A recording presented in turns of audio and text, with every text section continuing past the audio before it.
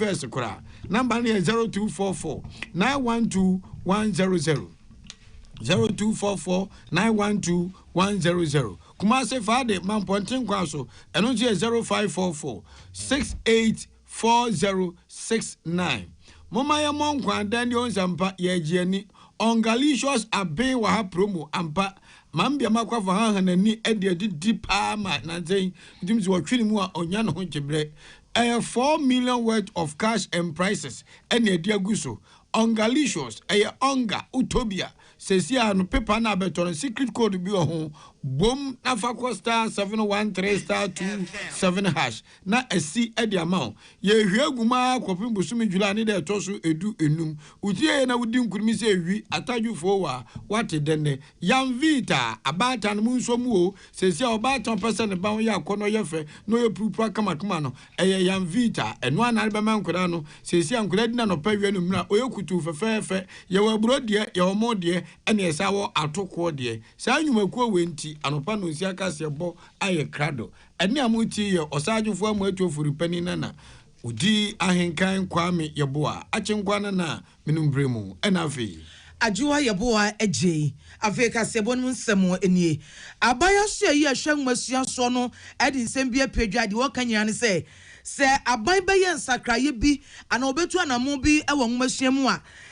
enya de odi nani esusuo de odi nani abuo ana de na kono ne de abaso e na ogina so ne momo odan enhwehwemu a waye ene amanebo a apie mu no ene wagina so nya hoden na wode aye nhwehwemu bi wode aye nsakraye bia enye no nko abansan dan akontabuo papa ekoso se de bia ye hwe nmasua se ekosan ekosei yenye wei saa niema no adanse ebepie mu no eno so na ban gina ana obaye nsakraye bia wo nmasua mu a watimi agina so aye opani wode asemi tudwaye eye osofo abedi achi ohwe nmasua so honorable Clement Apak na wode ko kasa ye gina mu ma honorable Haruna Idrisu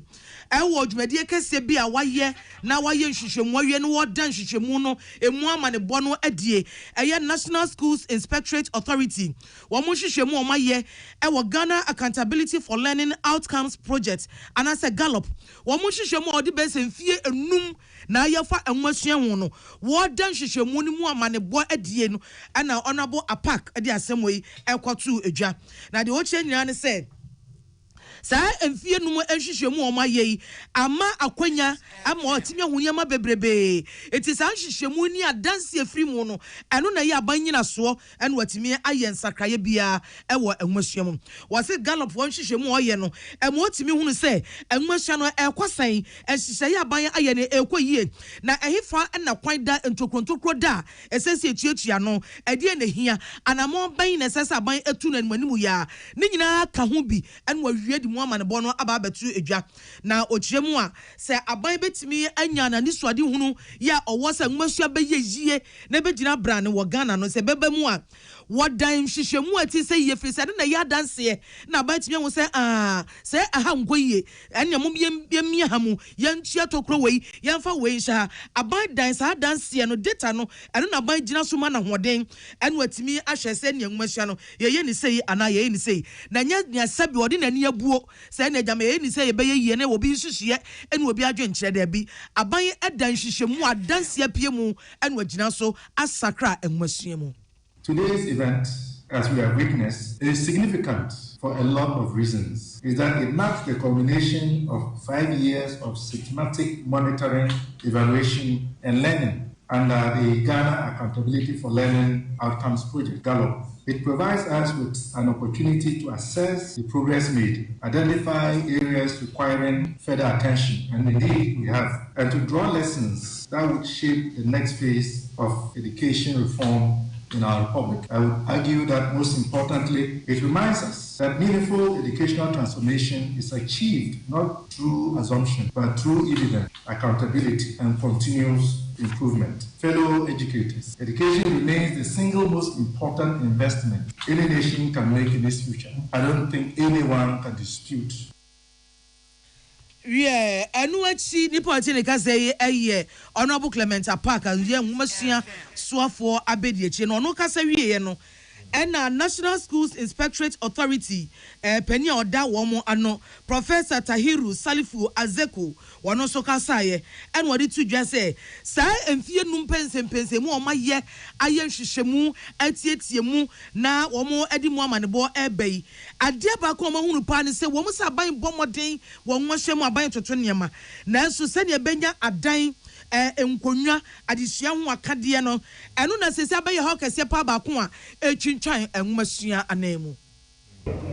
We started 9 Gallup schools last year, and then there are a lot of accommodations and funding that we have seen. I think most of the pressing issues are that although there has been improvement from the end-line inspections, we all know that Gallup has done very well in terms of support, and then we have seen that is yielding some tremendous results on the field.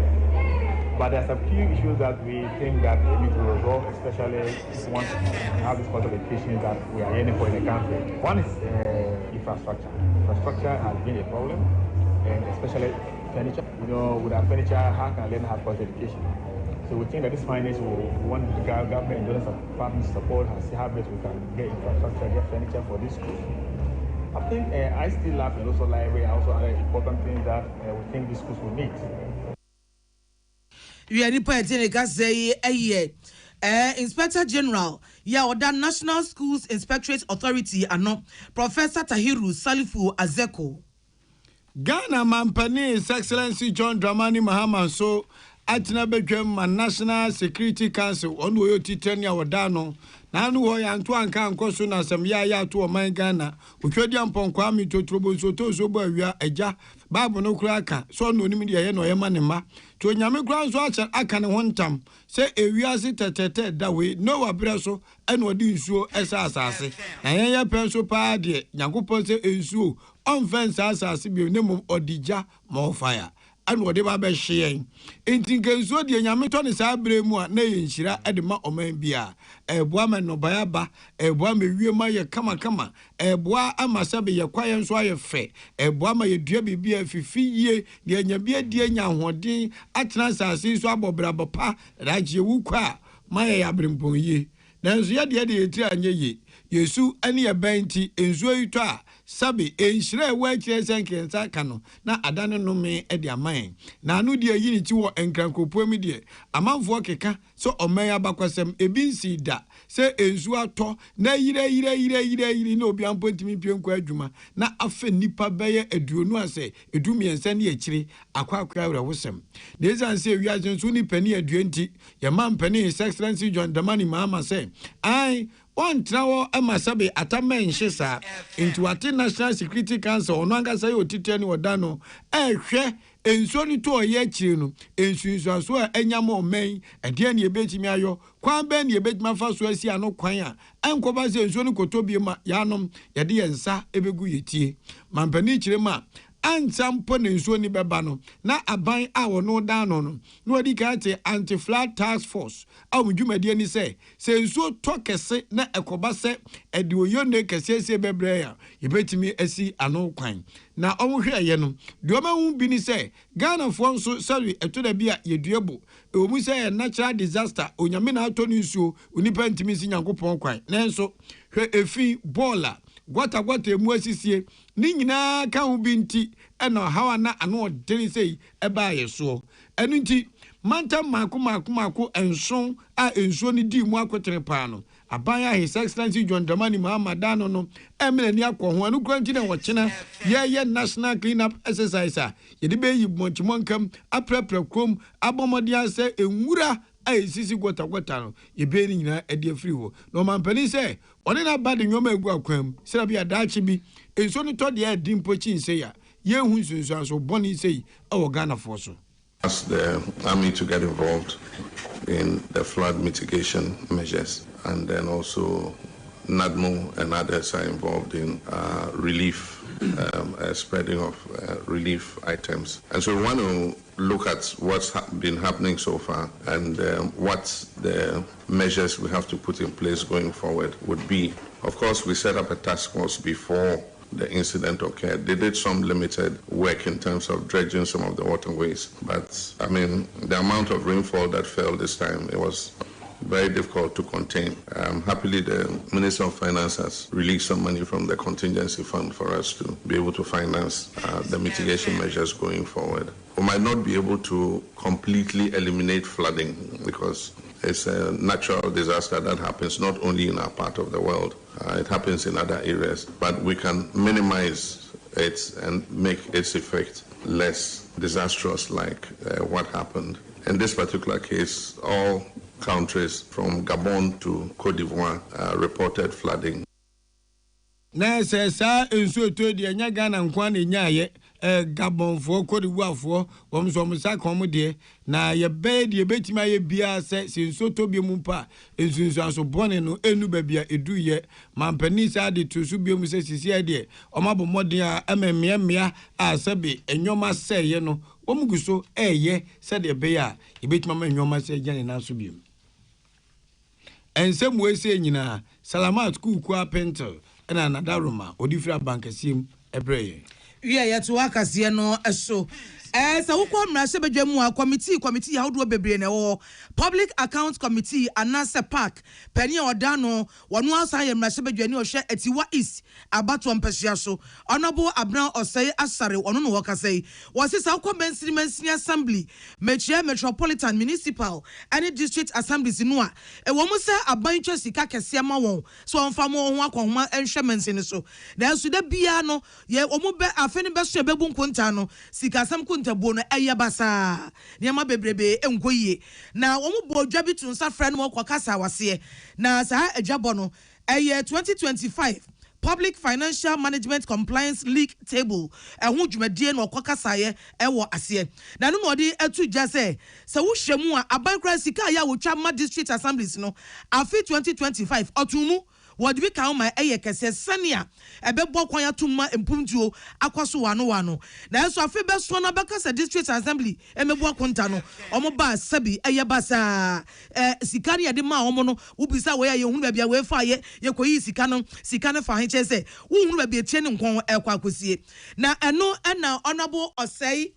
asare adi etu jase sa wo share Auditor General's report 2025 di ode ba ye no a na chese sika sem nkontabu a enkoso yi ayade egusu a ekoso na ekosoro sika be se city opepepe miensa 3 billion Ghana cedis ana ye nhuru ba bia sika no afa na wo hye sika abande ma district assembly no na wo hye mo nkonta sika we fa he sika we fa ye nhuru ba bia sika no ba bia ebi mo afefa wo se eno yade ekosoro na yade hadwene se mensi assembly no so obekwaso ahinya sika dodo afri aban chen dia anya dia aban dia ma won no ese so ohwe ne kontabuo eso yiye wei eyensem a ode tu dwamoma yentie no government decides to increase the resources allocated to you and what is a huge jump of about 135%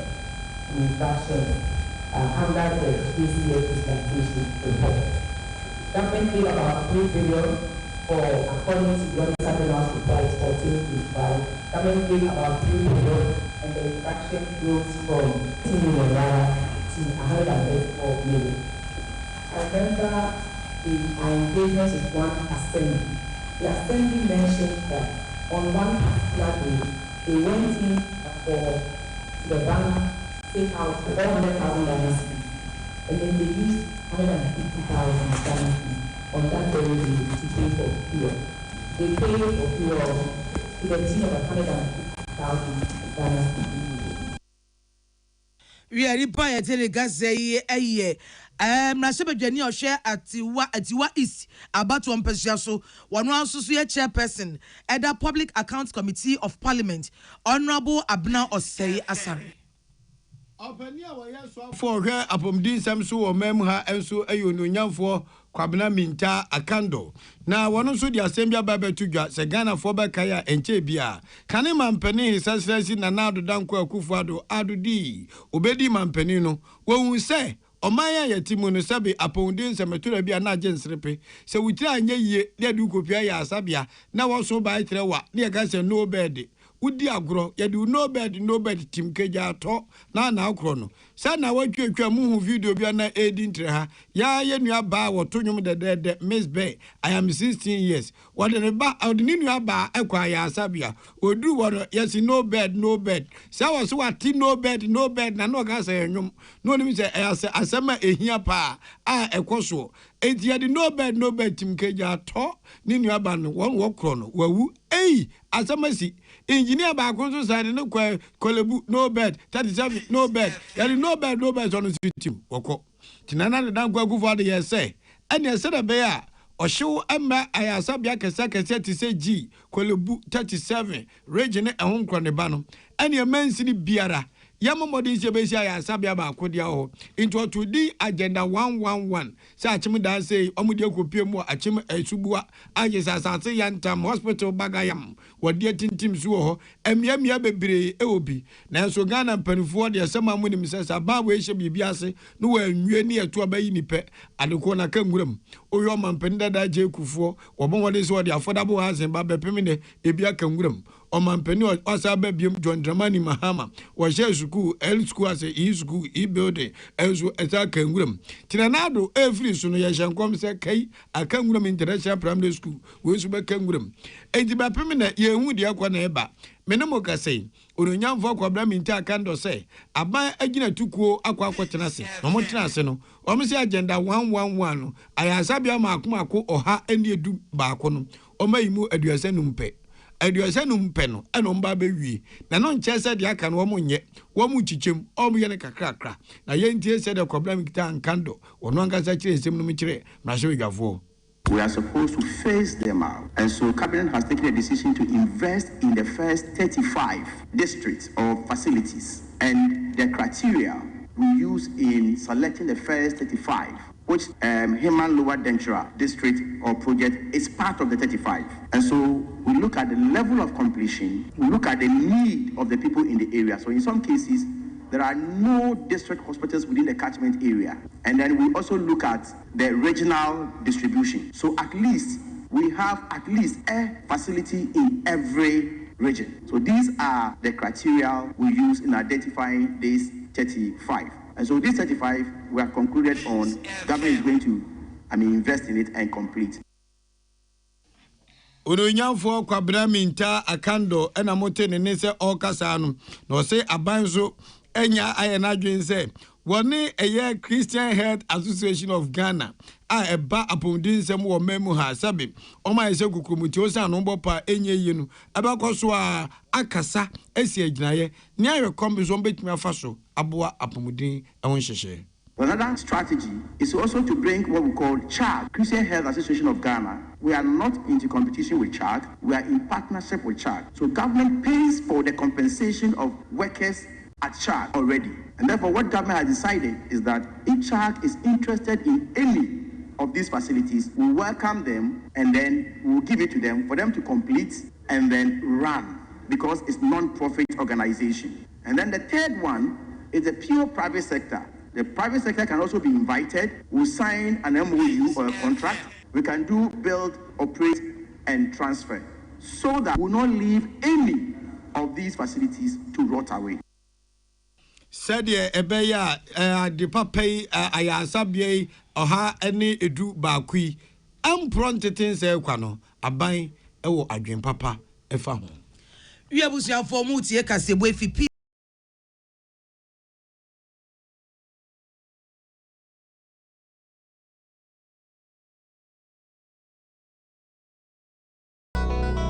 Peace FM. So wakoma ho hyehyew ana ebo periperi de broni kan hardware no a e de na se woye na se woyam so atim so e wo be packing a farmer Martin's liver salt e kira kwan entem ehwie nsu agu glass mo ate Martin's liver salt no ba kwa no na wo de agum wo be hu se ehuru wa glass ni mu na wanom. Martin's liver salt ye won orange flavor ana ba ko so ye plain wonu mu a ho beto nemum edi na anu na ho ntowo a ko hu doctor. Amanfo, the Amoka Chere Freddy's Corner home appliances hono. Or the Abba Freddy's Corner Home Appliances Center. Home appliances are a ye papabia, a biwo. Brands Bain, Media, Samsung, Kaiware, TCL, TV, air conditioner, freezers, fridges, water dispensers, and Nidia Kekeka home. Nia ubenya good warranty dear. Ko Freddy's Corner home appliances memle. CCTV a Boama monitor of properties, any business at anywhere in the world. CCTV and need ho. A detector, clear pictures, Wi-Fi connector. Utimi connect my phone. Now monitor baby a wo wiasibia.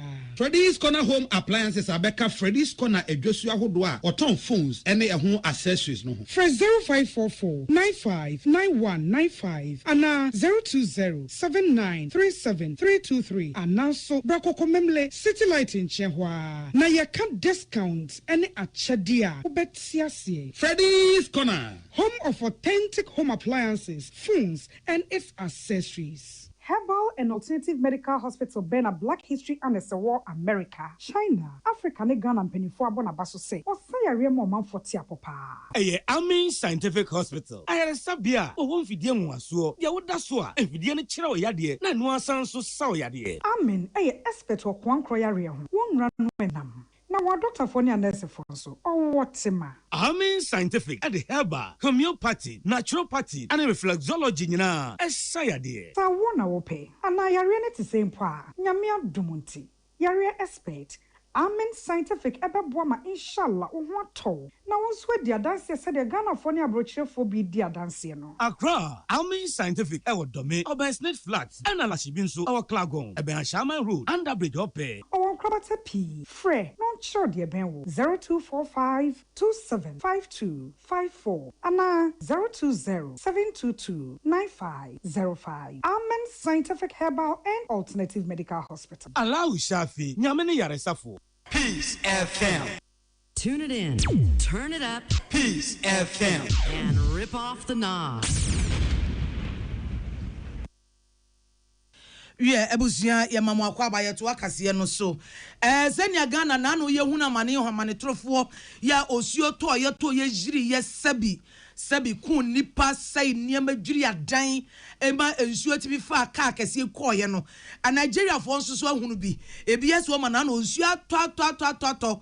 July bosumi de dikan de na kakra dikan no esubranse mo to wala tamemu no enya semesre ehode de ansem nsema esisi Ghana no emse bi so nanso ewiemu nsakraye adwuma na Nigeria na bokoko se Nigeria minus asase na anonom nsuo asase no ankasa ye madada eti nsuo fufuro bi abeto agusu no enya ba bi no no mongo eti ne ye ebejiri atwi afane ma so nti amafo nyina yie na no de ye to ye ne enya asam keto Nigeria ho wo mun krokra kese bi eye leki ani ikoyi amansi no ensuo de jiri ya maka kwan sai ye ne atache ani ne ma bebrebe wase uba enkronkro bi ti se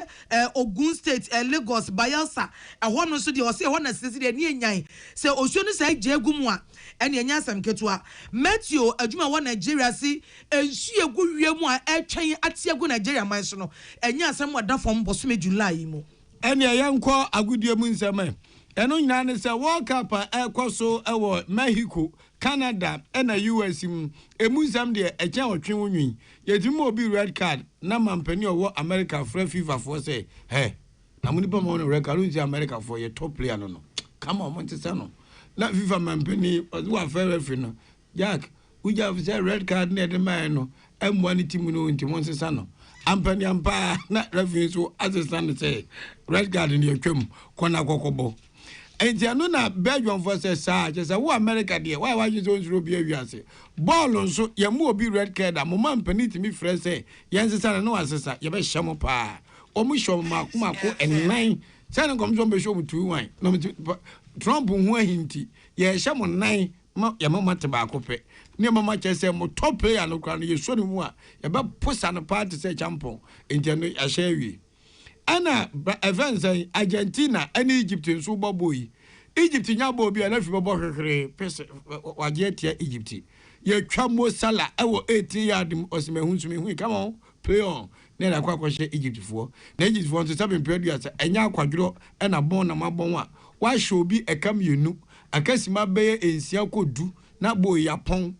one nam ho saa me abɛhyɛ mienu ya tika mienu no e de ba kwa bɛka so na America ma me yɛfrɛ kuo bi security fo bi yɛfrɛ me sɛ FBI wo ma be papa amu twomani tuzo be investigation on be hwɛ de oyɛ mu a opa agya nyankopɔn pɛ e de betime sɛ ɔmo kwan asase so wo be dre wankasa Oma Baura Argentina for camp I wo US wo so omo tetete say enkrofo omo ye money laundry enkrofo sika sembi e kokoso ho a etia mra